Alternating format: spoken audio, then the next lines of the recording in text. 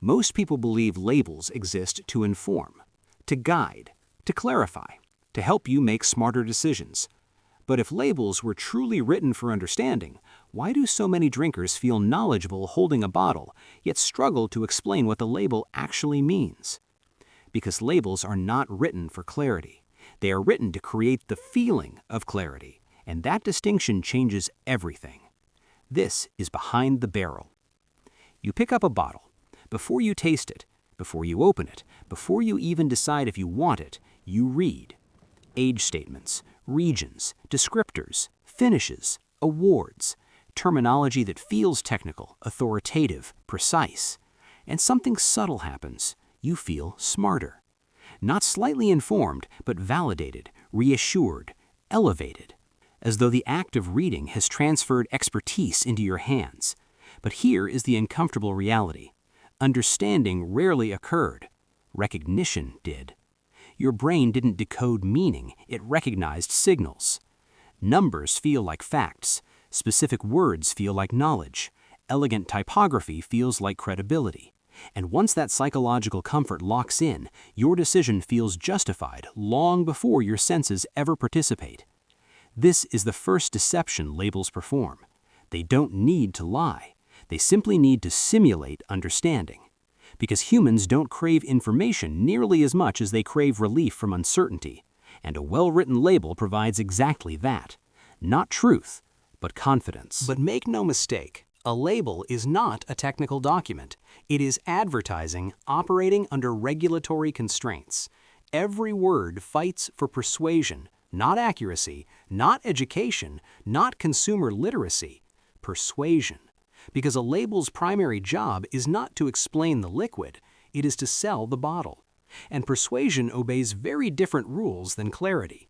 Clarity reduces ambiguity. Persuasion often thrives on it. Clarity limits expectations. Persuasion expands imagination. When you read a label, you are not reading neutral information. You're experiencing controlled psychological framing. Words chosen not for precision, but for emotional resonance. Language engineered to influence perception before experience, which leads to a disturbing but necessary realization. The label is not describing the product. The label is shaping the drinker. Reserve, select, premium, special release, small batch. These words feel precise. They sound measurable, defined, anchored in production reality. But often, they function as linguistic theater, because specificity is persuasive even when meaning is elastic. Your brain reacts to the texture of language before evaluating its substance. A vague word triggers skepticism. A specific sounding word triggers trust. Premium feels like classification. Reserve feels like hierarchy. Select feels curated. Yet many of these terms lack universal definitions. They imply standards without guaranteeing them. They signal quality without quantifying it. They create structure without accountability. And your brain, hungry for shortcuts, fills in the missing details automatically. Not because the label told you, but because the label nudged your assumptions. Small batch. Two words that feel intimate, controlled, artisanal. They trigger imagery, fewer barrels, greater care, tighter selection, superior quality. Your brain immediately associates smaller scale with higher precision, less mass production, more craftsmanship. But here's where discomfort creeps in. There is no universal definition for small batch. For one producer, it may mean a few dozen barrels. For another, hundreds. For another, thousands. The term suggests limitation without specifying limits, and that ambiguity is not accidental. It is strategically useful. Because once you read small batch, your brain supplies the romance. You imagine rarity, attention, exclusivity. The label never needs to prove those qualities, it simply needs to imply them. What makes this powerful isn't deception through falsehood, it's deception through unfinished meaning. Your assumptions complete the marketing. Numbers feel like truth. 12 years, 18 years, 25 years. They appear objective, measurable, immune to interpretation.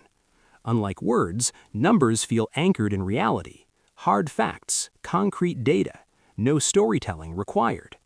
Which is exactly why they are so persuasive, because numbers bypass skepticism. But age statements often carry complexities consumers rarely consider.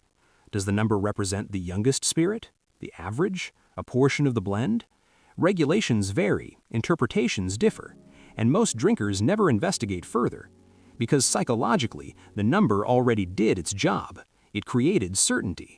Once certainty enters perception, scrutiny quietly exits. Something curious has happened across the spirits industry. Many bottles quietly removed age statements, not loudly, not dramatically, not with consumer education campaigns, quietly. Because removing a number removes accountability while preserving perception. Without an age statement, producers gain flexibility, blends change, stocks shift, profiles evolve. But here's the psychological twist. Buyers often continue assuming age-related quality even when the number vanishes, because expectations linger longer than information. The label changes, the perception survives. Geography is one of the most elegant persuasion tools. Highland, Speyside, Islay, Kentucky. Regions become shorthand for identity, quality, prestige. Yet location often functions more as narrative framing than sensory guarantee. Two spirits from the same region can taste radically different. Two spirits from different regions can taste remarkably similar.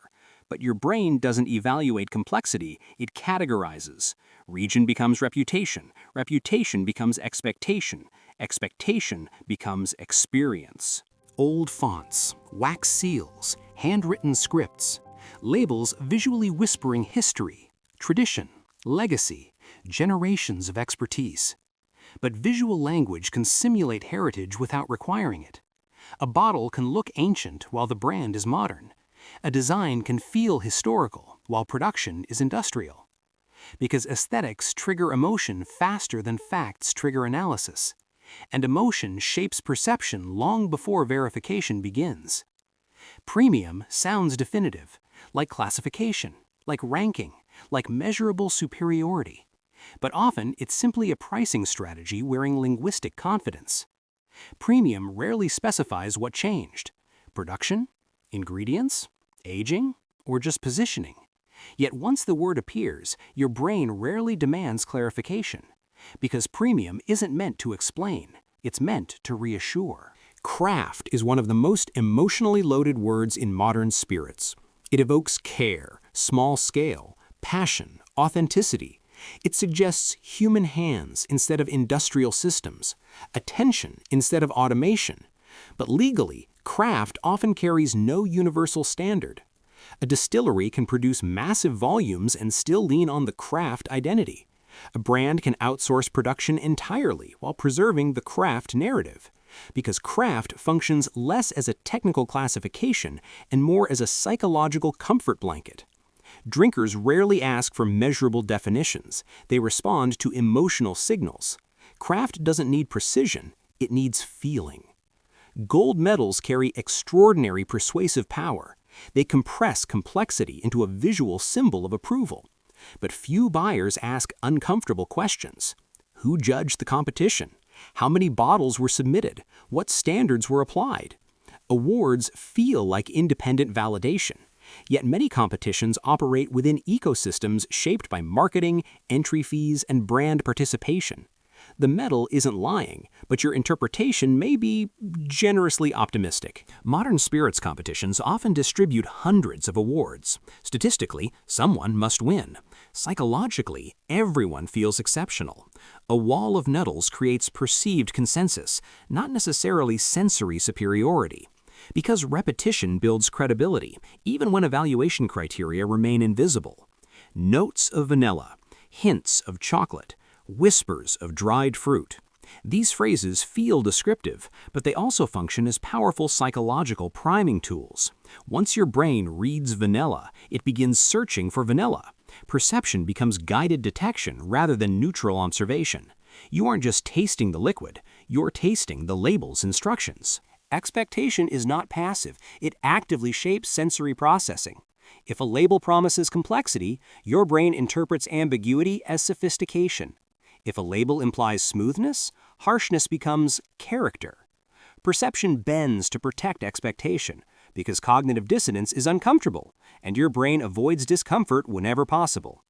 Words like rare, exceptional, limited, and ultra-premium saturate luxury bottles. They trigger scarcity psychology. But scarcity of language is not scarcity of liquid. Limited rarely specifies limits. Rare rarely quantifies rarity. Yet prestige language doesn't aim for measurement, it aims for status reinforcement. Highly complex labels often feel impressive, dense terminology, technical references, elaborate descriptions. But complexity can create intimidation rather than understanding, and intimidation has an interesting psychological effect. Confusion begins to feel like sophistication, not clarity. If a label feels difficult to decode, buyers often assume depth. This must be advanced, this must be serious, this must be premium. Rarely, this may be strategically vague, because humans associate difficulty with value. Most labels are technically compliant. Regulations protect against outright falsehood, but compliance does not guarantee clarity. A statement can be legally accurate while psychologically misleading. Truth presented selectively is still truth, but perception built on selection is something else entirely. What labels omit often matters more than what they display. Additives, coloring, flavor adjustments, legally permitted details frequently remain visually minimized because silence is a design choice and absence shapes interpretation. Labels rarely justify price directly. They imply it through language, typography, visual cues, terminology. The buyer unconsciously constructs the justification because high price demands high narrative support. Ambiguous language protects buyers from regret because precise claims invite precise evaluation. Vague prestige language resists easy contradiction, which makes dissatisfaction psychologically harder to articulate. Once you buy the bottle, doubt becomes personal. Questioning the label feels like questioning your judgment. So perception stabilizes, not around taste, but around self-protection. True transparency limits storytelling flexibility. It reduces interpretive space, and interpretive space is where premium perception thrives, because certainty can reduce romance, and romance sells bottles. They often feel clinical, less seductive, less dramatic, less emotional. Ironically, honesty can feel underwhelming in a market trained by persuasion, because expectation prefers theater. Misleading impressions survive because buyers reward them, because ambiguity comforts, because prestige language flatters, because clarity can feel disappointingly ordinary. Most labels are not lies. They are carefully engineered suggestion systems. They guide perception, shape expectation, influence interpretation, without ever crossing into outright falsehood. Not, is this label accurate, but what assumptions is this label encouraging me to make? Because persuasion thrives in interpretation. But something changes. Confidence gives way to curiosity. Assumption gives way to scrutiny. Prestige gives way to analysis. Once you recognize persuasion patterns, their influence weakens. Not because labels change, but because your perception does. Awareness disrupts automatic belief. The most effective deception isn't false information, it's information that makes you feel informed. This is Behind the Barrel.